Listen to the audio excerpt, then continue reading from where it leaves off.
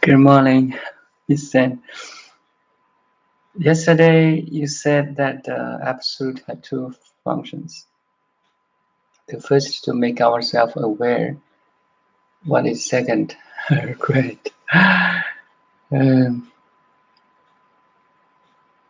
So you're aware of my voice now. You're aware of my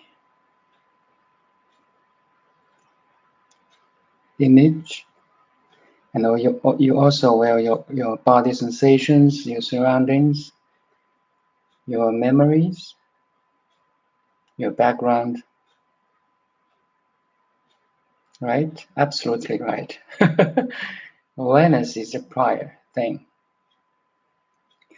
The awareness is the function of the Absolute. So then the second function from the Absolute, or the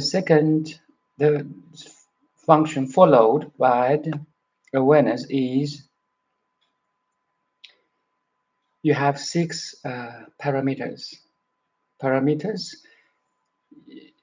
you have this mind and 5 senses to express yourself. It sounds interesting. You know, we use our senses every day, including the thinking. But you know, most time we don't use it consciously. Like, please raise up your right hand.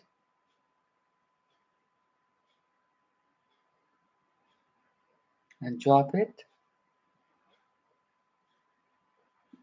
This movement is a magic happening. It includes all your 6 senses. First, you heard my voice, raise up your hand, listening. Then you transmit it through your nerve system to your brain, and your brain instruct or give an order that contract your muscle to raise up your hand.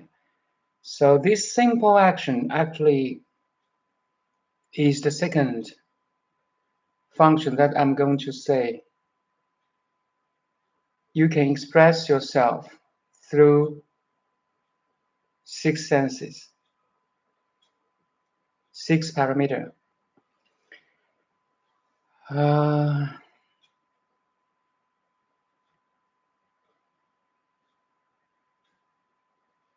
don't want to go detailed to the 6 parameters. Maybe I will have a detailed topic someday. But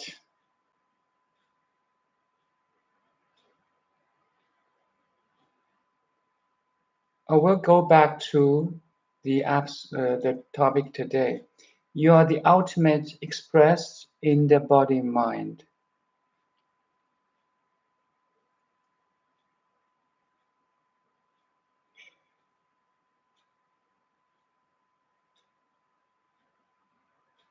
Can you experience it right now? First, you're aware.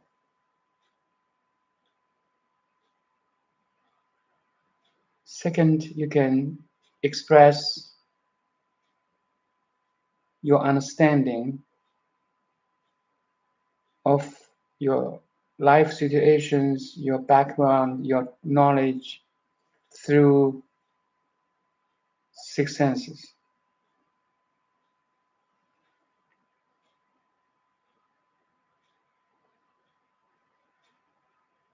We take everything for granted, but if we really go into observation of each movement of your body, it's huge. It's magic.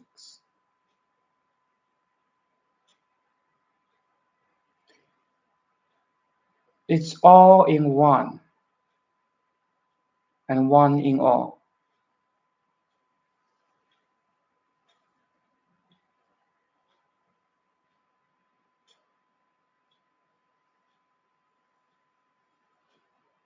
all in one.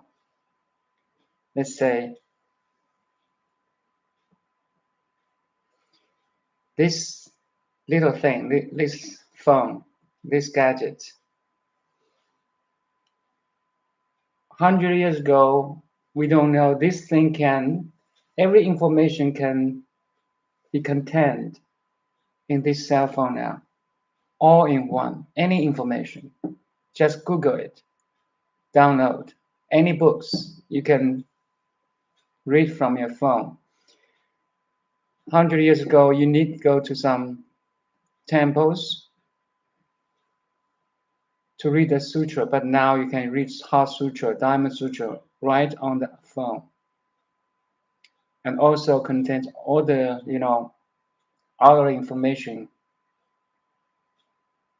all in one. Why I say this all in one? The whole world is in you now. You are the one that contains the all. If this thing can contains all information in one cell phone, then this thing is in your awareness, is included in your awareness. Of course, it's in you too.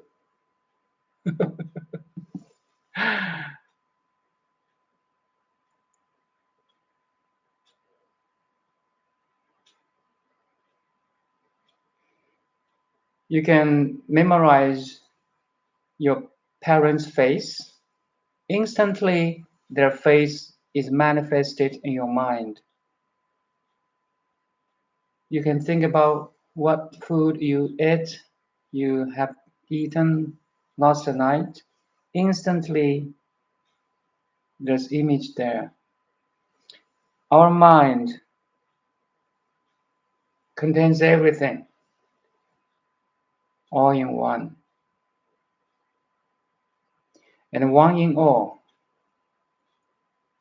Every object you can see, hear, listen, is included in you. You are in everything. The Dhammakaya, when I say you, is your awareness.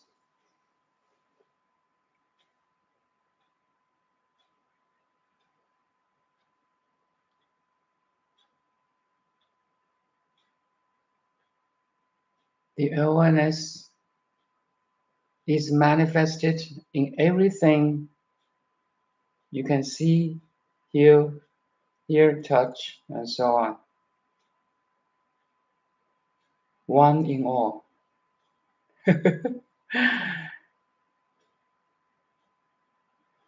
Actually, all in one and one in all, 一即一切，一切即一. It's a quote from the third patriarch of Chinese Zen, around the middle of 6th century, actually. Sun Can. His name is Sun Can. We know the Huineng, the sixth patriarch, right? But Sun Can was before Huineng, because he was the third patriarch. In his quote, in his realization, there's one verse: one is all, and all is one.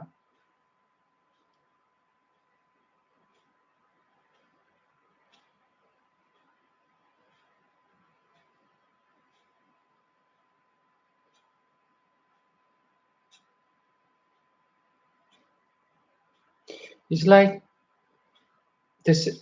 Let's back to the second function. You're using every resources to express your ultimate understanding of the absolute, of the awareness. Awareness try to express itself. The conscious mirror now sees every reflection It's the first function. The conscious mirror can see every object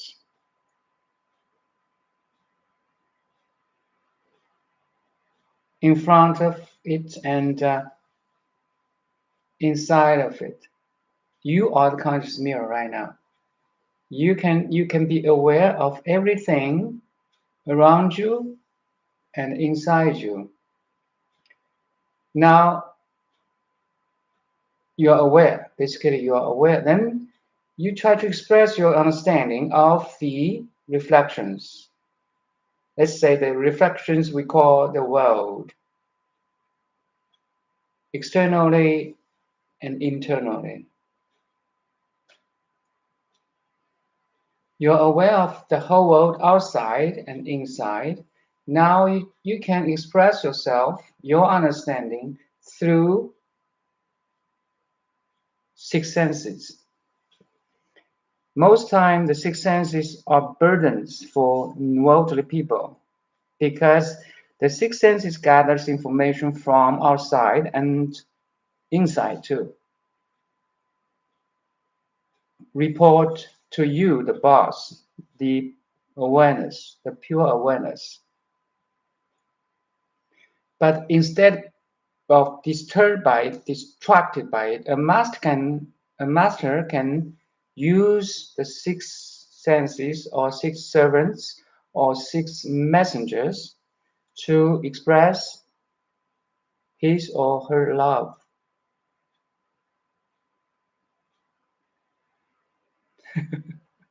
That's the second function.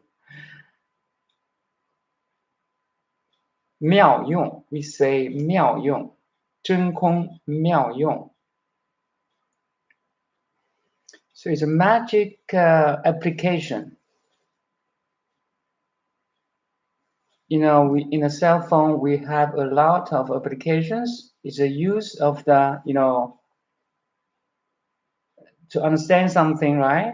To pay a bill, to be online, CIBC or, bank online, etc. It's applications. So our application of the awareness is through the six senses. You can express, you can care and love and try to help others to understand the ultimate truth through these six doors or messengers. Because everybody, as a human body, as a human being, others, people have these six senses too. It's like connections reach out from your pure being, which is formless, to their six senses, and from their six senses they can return to their pure being. So it's a loop. It's a big loop. Such a beautiful realization. You will appreciate, be grateful that you are human being. You're being first. Now you have body and mind as a human to express yourself. Such a beautiful, profound realization.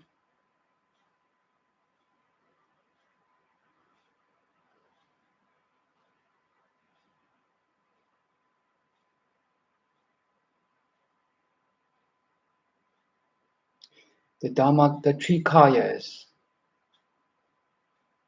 Dhammakaya, the formless,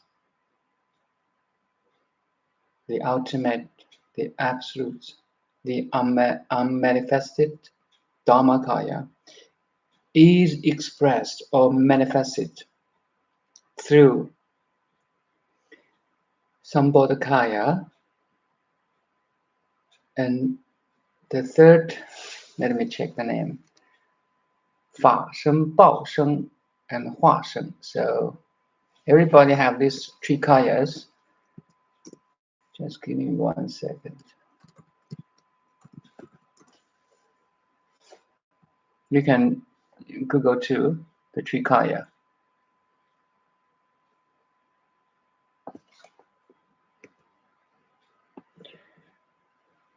Nirmanakaya. Yes. So let's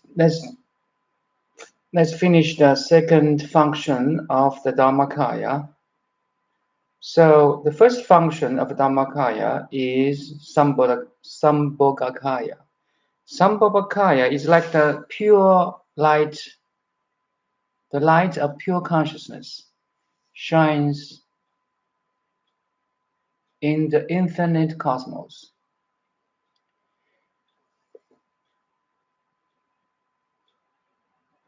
Once it hits an object, the Sambhogakaya can understand the object, no matter what object it is. See a galaxy, say a galaxy, a star, a planet, a tree, an insect, a human body, and every object, okay? Every phenomenon.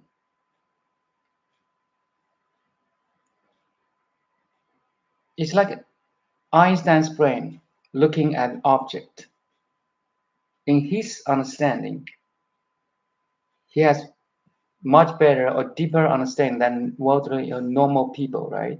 So Einstein's understanding is included in a greater cosmic mind. So it's Sambhogakaya.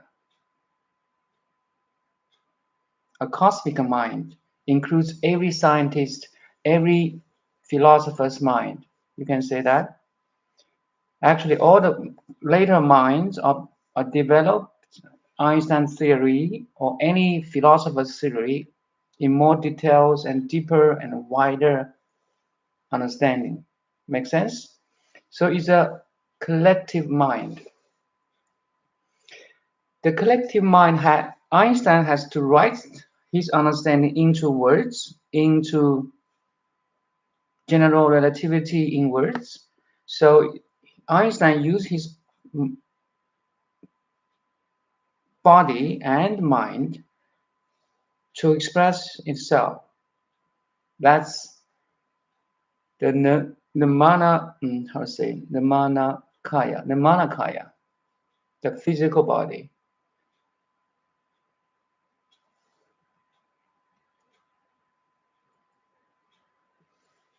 You see, you are made of three kayas. I have three kayas.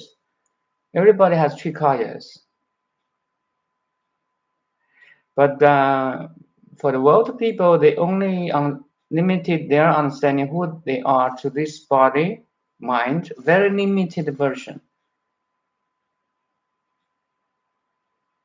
They suffer. That's the origin of suffering. We don't understand. We don't know who I am, who we are.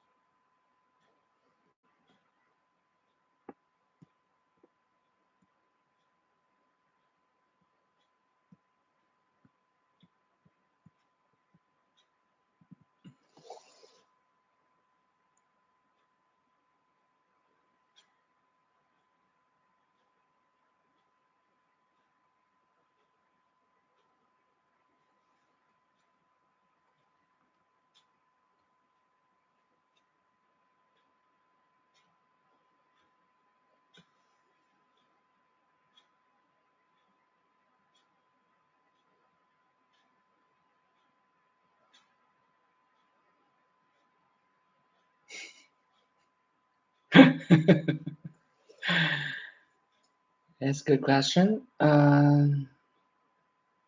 Awakening is the first identity shift. Yes. It's an ongoing process. Yes. What happens after we die if we have made one or more shifts?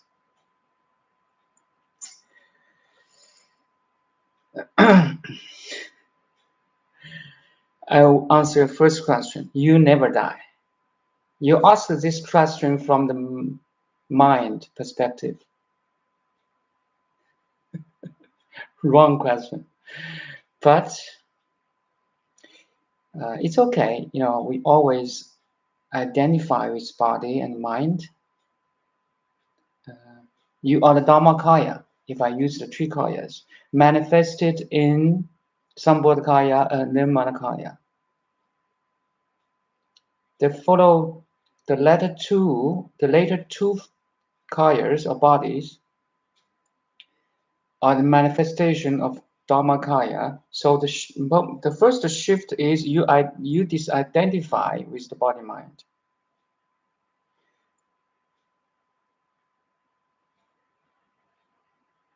Now, you are the pure awareness that is perceiving the body mind and everything externally, internally.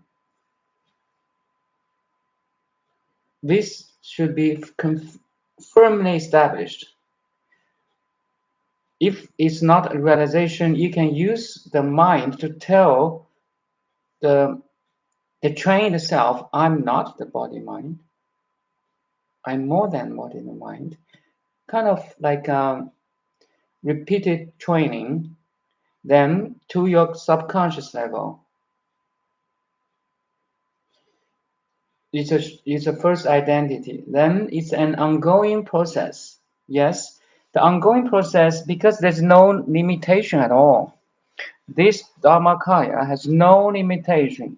It contains infinite information, infinite energy, infinite, knowledge needs to you waiting for you to discover. But everything you can be discovered, experienced, is not you. So in that discovery, you should be cautious. You don't lose yourself, lose the pure awareness. No matter what magics you encounter, supernatural power, you perceive it, enjoy it, but disidentify it. That's a never-ending, ongoing process. In that perspective, yes. So what happens after we die? So if you don't, let's say from a negative negation, if somebody don't realize or don't have this shift that they are the pure awareness beyond birth and death, if they don't have this shift, then the seventh, the manners, the egoic, existence of ego will try to grasp it's a more energetic level instead of this physical body. Once at the moment of dying, the ego cannot rest in the body anymore, so it will disperse into more energetic level and try to have a self existence there, like the habits, the pattern of thinking have a little trace. Then it will enter another physical body, have another incarnation.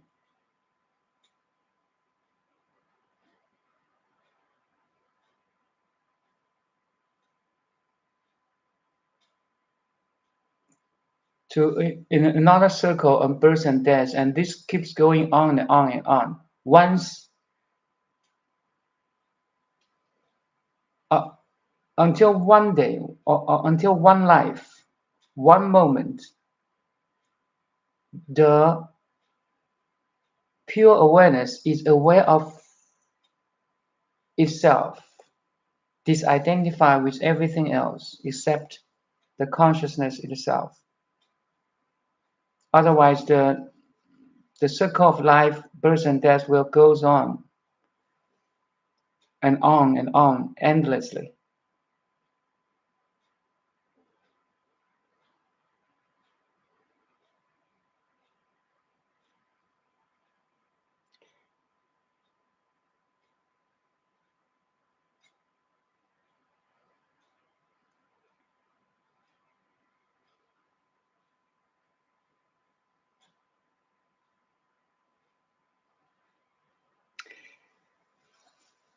You see, the unmanifested never dies.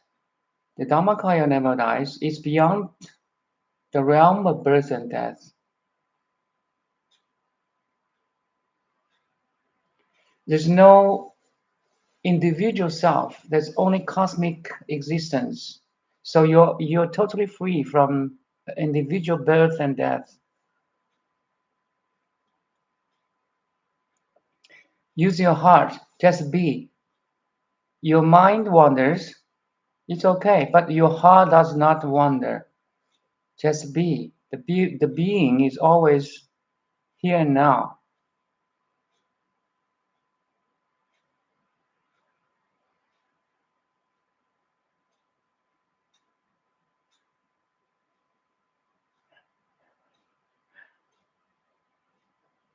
If you can, I have a session that perceiving ever-changing world in a never-changing awareness. So identify with the never-changing awareness right at this moment and this moment and this moment. If you can do, it's not doing. You see, you don't do to be aware. Awareness is your nature.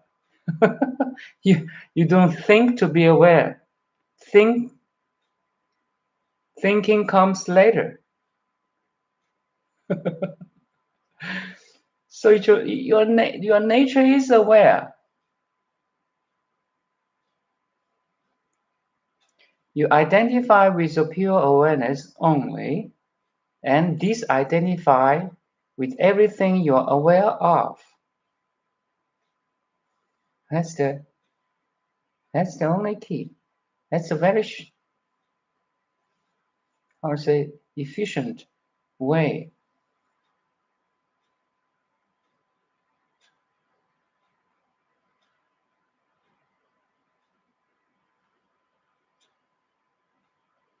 So at the time of birth and lying on the deathbed, stay with the awareness only. Discard everything you're aware of. You are safe. But to be 100% of confident, you can be aware of your awareness at that time, because at the time of death, a lot of things will happen. There's a lot of huge or severe distractions and disturbance will happen. Different magnitudes, maybe 10 times bigger than now, 100 times bigger than now, in pain, in anger, in fear, to guarantee you can have self-awareness at the time of dying, it's better you practice right now. Otherwise, nobody can guarantee. Nobody can guarantee. Even God cannot guarantee. So you have to be aware of the awareness itself right at this moment. If you can, then the next moment you can. The next moment you can. until one day there's a union between the awareness, the subject, and the object. There's a union between these objects, the contents you are aware of, and the subject, the awareness itself. This becomes one. Oneness, union, yoga. That's the yoga thing. That's the ultimate yoga. Until the yoga dies too. You see, oneness is the suchness. We say this is the suchness, thusness, thisness. Voila. The whole thing is right here in your face, right in front of your face. Same thing, but much different understanding and realization. So you see the mountain, it's still the mountain. You see the water, it's still the water.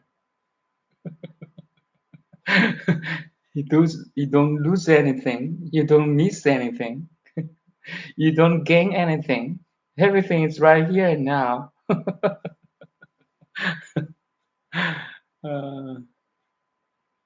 There's nothing to gain. There's nothing to lose. There's nothing increased. There's nothing decreased.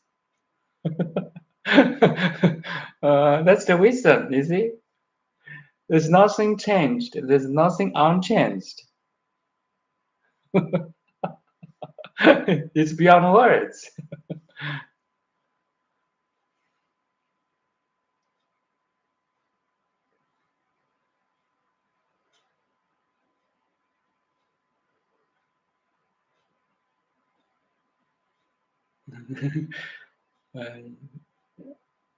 It's difficult, yes. I taking me 10 years. 10 years. You know, you are this awareness. Be aware right now. And everything happens later. Right? The primary awareness exists first. And nobody can give to you. You are it. And nobody can take it away either. We're so lucky, you see? we have always been lucky, actually. We just, at this moment, you understand the luckiness, the luck.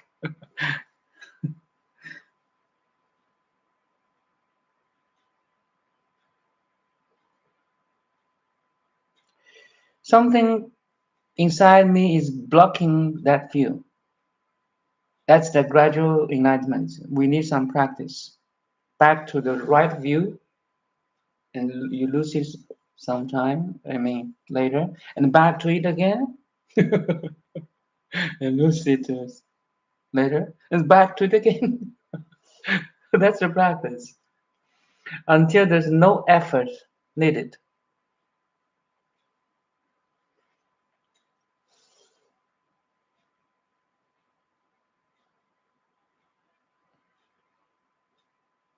Effortless living, non-doing. You are non-doing while you're doing something. That's your non-doing. So,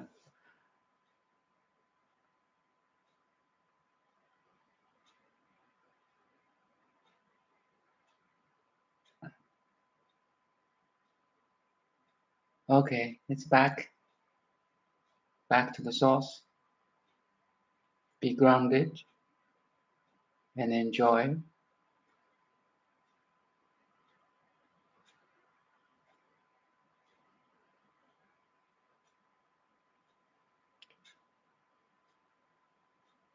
So see you next week.